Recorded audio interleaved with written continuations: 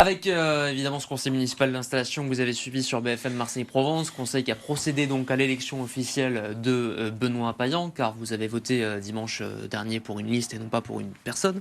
Et donc ça y est, Benoît Payan est officiellement le maire de Marseille, applaudi, vous le voyez, notamment par Amine Kessiassi, mais par la majorité plus globalement du printemps marseillais, entouré par Michel Rubirola et Samia Ghali. On parlera du casting un petit peu de ce printemps marseillais acte 2, comme le titre nos confrères de la Marseillaise ce matin. D'abord, je vous propose de regarder une séquence. C'était au début de ce conseil municipal d'installation. Avant l'élection du maire, c'est la doyenne ou le doyen qui préside le conseil. Là, en l'occurrence, c'était une doyenne, Rassemblement national, qui a été rappelée à l'ordre en raison de son discours jugé assez politique.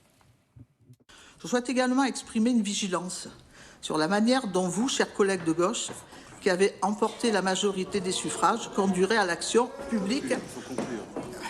Vous ne devez pas ignorer l'espoir qui s'est levé pour 121 310 Marseillais, ceux qui ont fait le choix de Franck Alizio.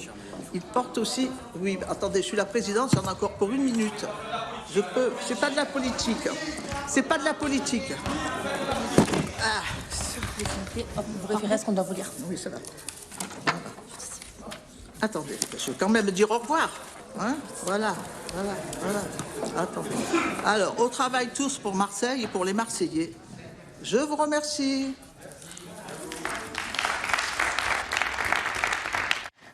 Anne-Marie Grégory, doyenne RN de ce conseil municipal, un début de conseil à la Marseillaise finalement, avec donc ce petit incident.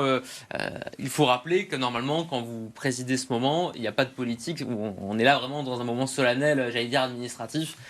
Elle s'est livrée à un exercice de style différent. Alors le RN crie à la censure, le printemps marseillais criait justement au non-respect des règles. Cette séquence, elle a beaucoup fait réagir en plateau, Yvan. Ah ouais, en parlant de crier, on aurait dit la crier au Vieux-Port. On aurait dit une poissonnière en train de dire attendez. Donc c'est vrai que ça fait une action théâtrale. Mais c'est vrai que la présidence, en principe, on ne doit pas parler de politique. Sans aller sur les critiques personnelles, évidemment. Mais jamais de la vie. C'est une personne politique, c'est une doyenne. Donc j'ai le droit, en tant que Marseillais, de décrire. Mais une poissonnière, attention, c'est un gros métier, poissonnière. Et un gros big up à tous les poissonniers et poissonnières de France. Bien évidemment. Et de Marseille. Parce que le poisson, on l'aime à Marseille. Évidemment. Voilà. Près du Vieux-Port, notamment. Un peu moins la doyenne, mais bon. Du FN. Sur la séquence, ça montre d'entrée de jeu cette rivalité qu'il va y avoir entre le printemps marseillais, qui occupe donc la majorité de l'hémicycle, et la principale force d'opposition, désormais incarnée par le Rassemblement national. Ah oui, complètement. Là, on a un hémicycle qui est en partie RN, puisque malheureusement la droite et le centre aussi, la droite n'est pas représentée. Vous avez la gauche qui est ultra majoritaire. Bon, moi je connaissais pas cette dame, je suis désolé. Je l'ai entendu parler. Je pense qu'effectivement, ne serait-ce que parce que c'est la doyenne de l'Assemblée, et ne serait-ce parce qu'elle tient un discours, on doit la laisser aller jusqu'au bout, sans faire de polémique. Mais on a vu tellement de polémiques partout en France, sur beaucoup de maires qui ont été élus, que je me dis qu'en fait, à Marseille, c'est pas pire qu'ailleurs.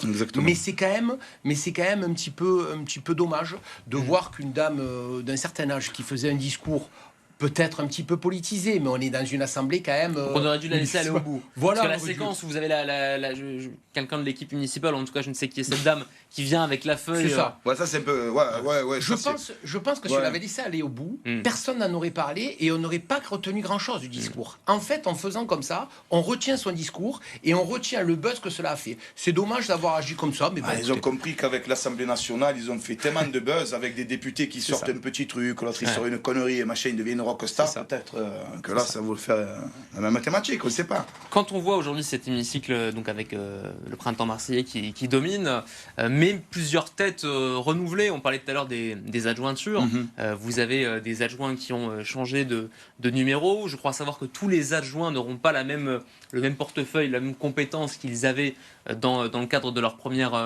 du premier mandat de Benoît Payan. Est-ce qu'aujourd'hui, vous craignez justement qu'on assiste, avant de parler du printemps marseillais peut-être, à un tableau un peu plus national au sein de l'hémicycle, Yvan, c'est-à-dire vous avez une confrontation entre la gauche majoritaire, ce qui n'est pas le cas au niveau national, mais entre la gauche et le Rassemblement national qui occupe une grande partie de l'hémicycle. En tout cas, j'espère pas. J'espère que notre maire de Marseille, Benoît Payan, fera en sorte de de faire un climat pas hostile, comme on l'a vécu avec la métropole et la ville de Marseille. Il faudrait que ça soit un climat plus tempéré, plus jovial, et surtout que ce soit de l'extrême gauche à l'extrême droite, de la droite à la gauche, les colos responsables, les droites centristes. Je pense que tout le monde a des bonnes idées pour faire évoluer la cité phocéenne et qu'il faut s'attabler ou s'assembler et sortir le meilleur des idées. Mais est-ce que vous trouvez le printemps marseillais, au-delà du chiffre, réellement renforcé? On disait souvent que cette élection pour Benoît Payan, c'était un signe supplémentaire de légitimité. Oui. On se souvient avec le... Moi, dans le plateau, avec des personnes de droite, à chaque fois, c'était « Ouais, mais il n'a pas été élu par les Marseillaises, par les Marseillais, et tralala. » Ben là, il a été élu. Il n'a pas récupéré une main tendue d'un parti d'extrême gauche. Il a montré qu'il était couillu. Et je suis fier d'avoir contribué à son élection parce que c'est un maire qui ressemble du moins à la partie de ce que je vis. Et on va y faire confiance. On va faire le travail, quoi. Sur ça, Rudy, le fait que Benoît Payan et refuser effectivement l'alliance avec la France insoumise, ça a renforcé quelque part son poids politique, j'allais dire même au-delà de Marseille. C'était un sacré coup de poker quand même. Évidemment, et puis Benoît Payan, il a été élu sur son nom, uniquement sur son nom. Personne ne connaissait à part Amine, parce qu'il était dans l'actualité, personne ne connaît ses adjoints. Il est élu sur son nom. Il a fait 54% avec 3 listes. Donc il a été élu quand même de manière extrêmement aisée. Donc maintenant, il a toutes les cartes en main pour rendre Marseille plus attractive, plus propre et avec plus de sécurité.